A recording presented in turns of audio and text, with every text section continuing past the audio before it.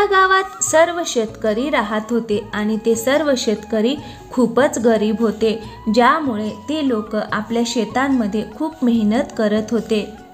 त्या गावात एक गरीब माणूस रघु आपल्या बायको गौरी सोबत राहत होता.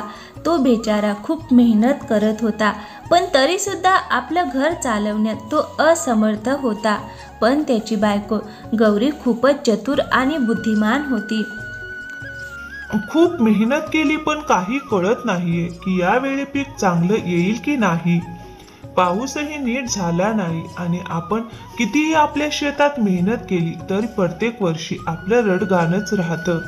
कधी आपल्या पिकाचं चांगलं होणार कोण जाणे. मी गरमागरम भाकरी आणि भाजी घेऊन येते, तुम्ही खाऊन घ्या. मग रघु बसून भाकरी खायला लागतो.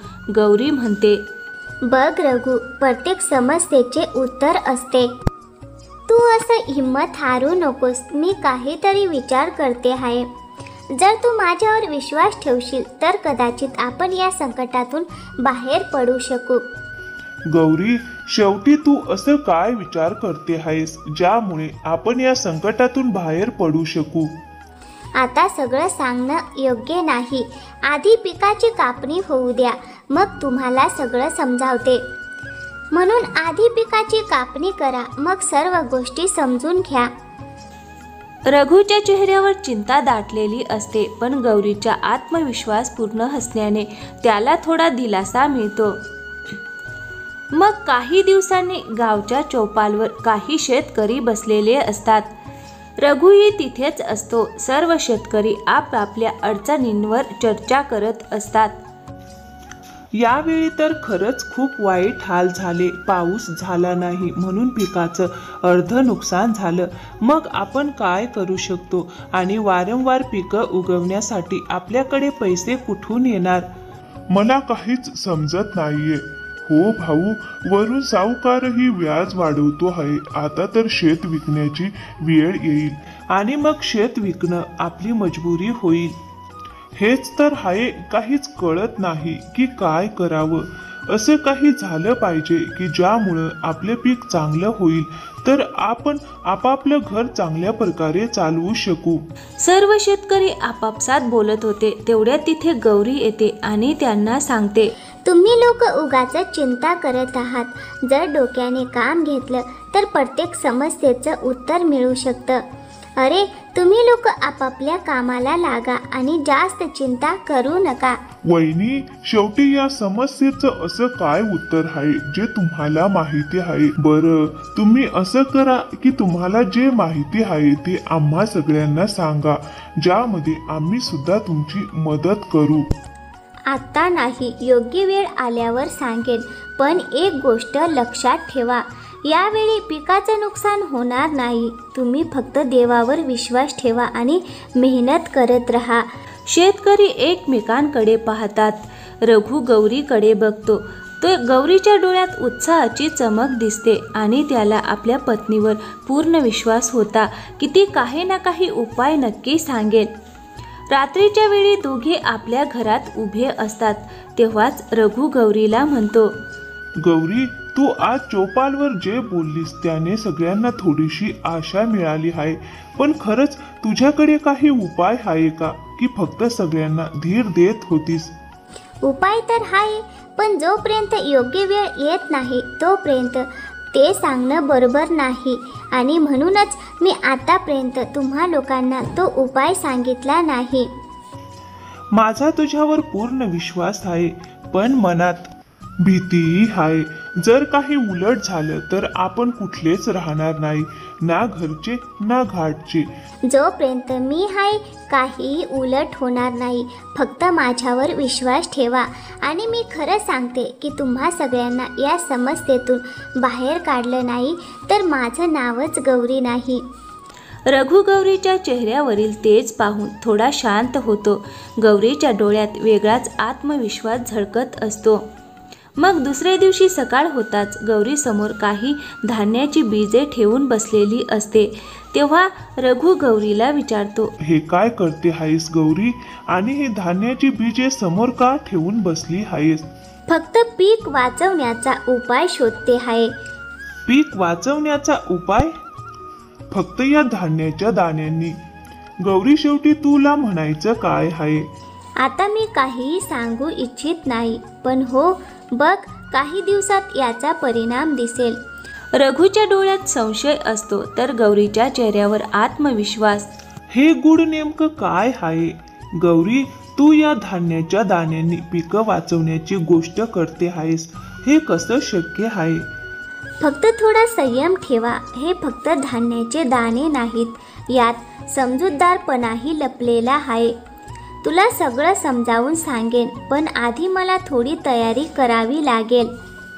गौरी, तू काय तयारी करणार आणि कुठे तयारी करणार? शेतात जाण्याची तयारी.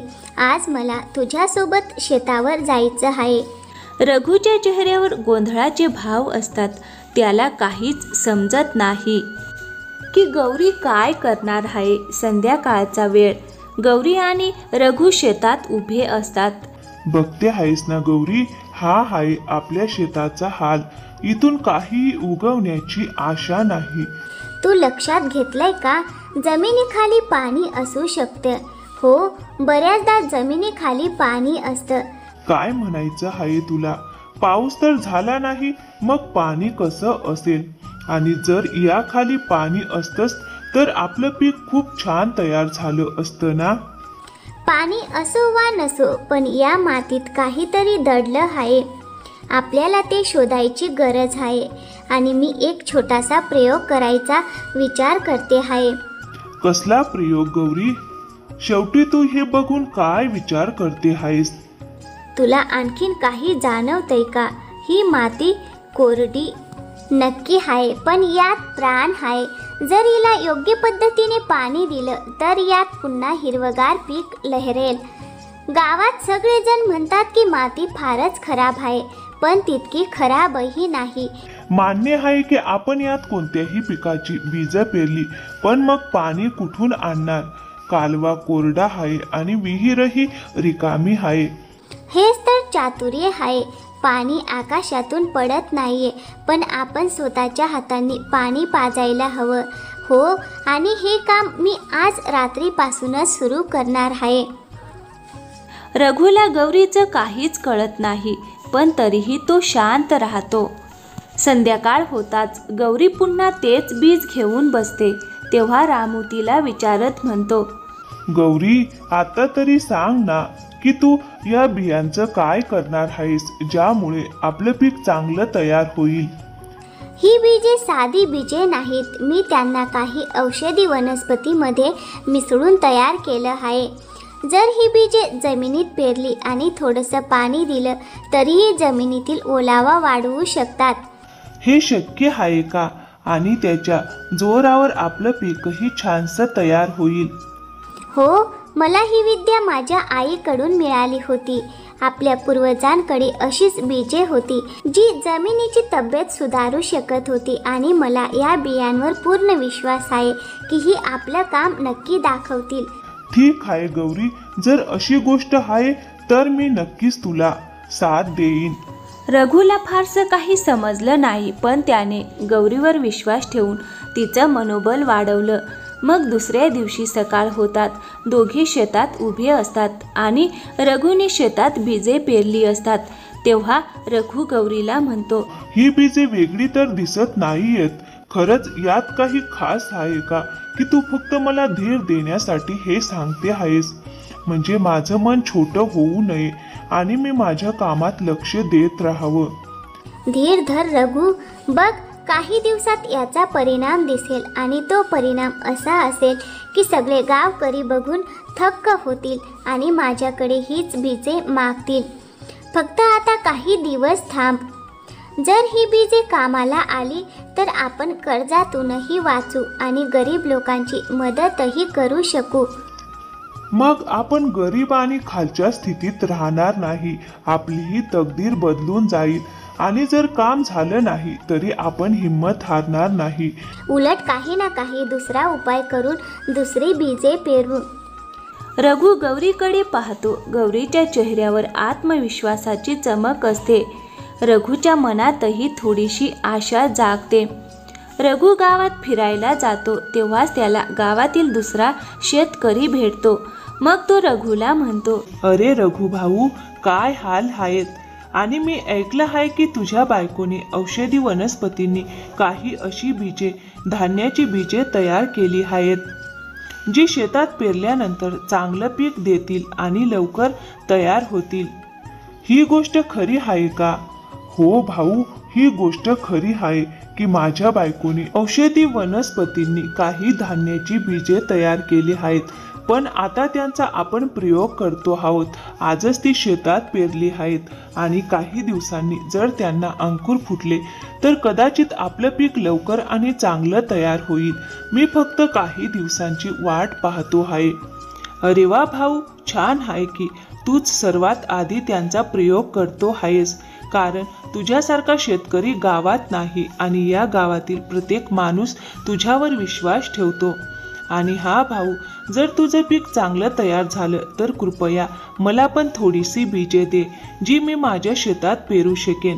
मग कदाचित आमचं हे पीक चांगलं तयार होईल. अरे भाऊ, मी नक्कीच बीजे देईन आणि तुलाच नाही तर सगळ्या गावातील प्रत्येक शेतकऱ्याला बीज देईन, कारण माझ्यासारखाच प्रत्येक जण संकटात आणि गरिबीत जगतो आहे आणि मला नको आहे की कुठलाही शेतकरी गरिबीत जगावा, म्हणून मी प्रत्येक शेतकऱ्याला बीजे देईन. रघु भाऊ, तुझं खूप खूप आभार की तू स्वतःच्या स्थितीत इतरांची तुलना करून त्यांच्याबद्दल चांगला विचार करतोस. सलाम आहे तुझ्या या विचारांना. 3 दिवसांनी संध्याकाळचा वेळ. रघु आणि गौरी शेतात असतात.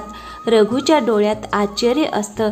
जिथे गौरीने बीजे पेरली होती तिथे हिरवेगार अंकुर फुटलेले असतात. गौरी, हे कसं झालं? खरंच अंकुर फुटले. आता तर मला वाटतं की ही बीजे खूप चांगली आहेत आणि ही लवकरच आपल्याला पिकं देतील आणि मग आपण नेहमी हीच बीजे पेरू. मी सांगितलं होतं ना, मातीत प्राण आहे, फक्त तिला योग्य काळजीची गरज होती. आणि बघ, हिनं किती छान अंकुर दिलं आहेत.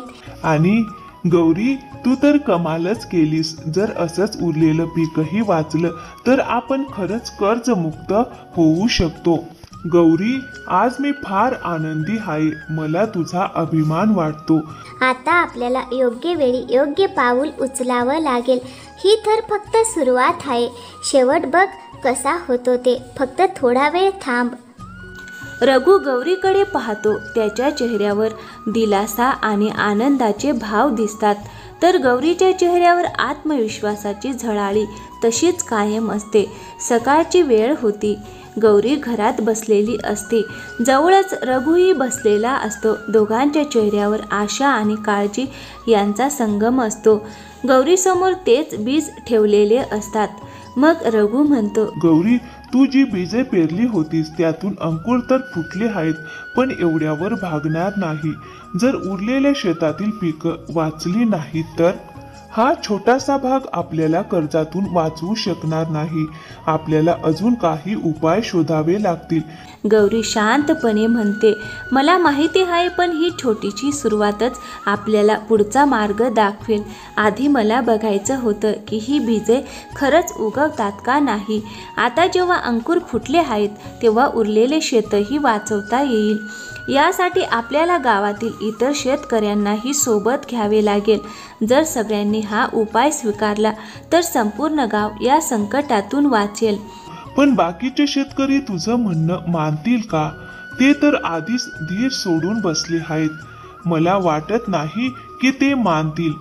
मग गौरी ठामपणे म्हणते, मानतील जेव्हा त्यांना या शेतातील अंकुराविषयी कळेल, तेव्हा त्यांच्या मनातही आशा जागेल. पण त्यासाठी आपल्याला नीट आणि योग्य रीतीने बोलावं लागेल. तेव्हाच ते आपल्यावर विश्वास ठेवतील.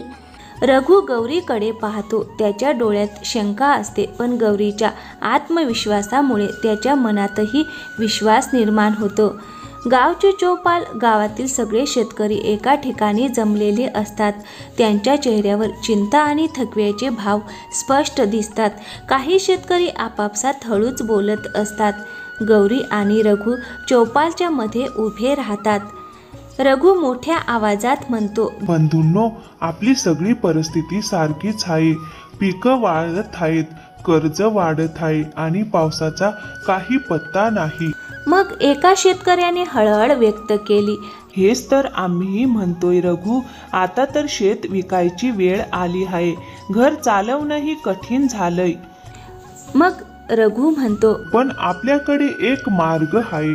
माझ्या गौरीने असा उपाय शोधला आहे ज्यामुळे पिकं वाचू शकतात. मग गौरी पुढे येते आणि सांगते, मी काही खास बीजं तयार केली आहेत. ही बीजे मातीतली ओलसरता टिकवून ठेवतात आणि पिकांच्या मुळांना बळकट करतात. मी माझ्या शेताच्या एका भागात ती पेरली आहेत आणि तिथे आता अंकुर फुटले आहेत. सगळे शेतकरी चकित होऊन विचारतात, हे कसं शक्य आहे? पाणी नसताना अंकुर कसे फुटू शकतात? खरंच तुझ्या या गोष्टींवर विश्वास बसत नाही. मग गौरी आत्मविश्वासाने म्हणते, ही बीजे खास औषधी वनस्पतीमधून तयार केली आहेत. जर आपण योग्य रीतीने ती पेरली आणि थोडं थोडं पाणी दिलं तर उरलेलं पीकही वाचेल. एका शेतकऱ्याने शंका व्यक्त केली. पण जर हा उपाय कामाला आला नाही तर? मग गौरी म्हणाली, जर कामाला आला नाही तर आपलं काही नुकसान नाही, कारण पीक तर आधीच वाढत आहेत. पण जर हा उपाय यशस्वी झाला तर पूर्ण गाव कर्जातून मुक्त होईल. मग दुसरे शेतकरी एकमुखाने म्हणाले, हो, मग आम्हालाही बीजे दे. आम्ही आमच्या शेतात पेरू. गौरीने हसत उत्तर दिलं, हो, मी नक्कीच तुम्हाला बीजे देईन. फक्त तुम्ही शेत तयार ठेवा.